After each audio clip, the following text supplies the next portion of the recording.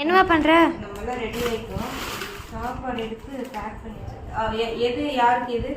Red colour நம்ம 3 பேர்த்துக்கும். இந்த பயணம் படத்தில் வர மாதிரி ரெட் கலர் லவர் பேண்ட் போட்டதை மட்டும் அவர்கிட்ட கொடுத்துருங்க அப்படின்ற மாதிரி இருக்குது. 6 பாக்ஸு.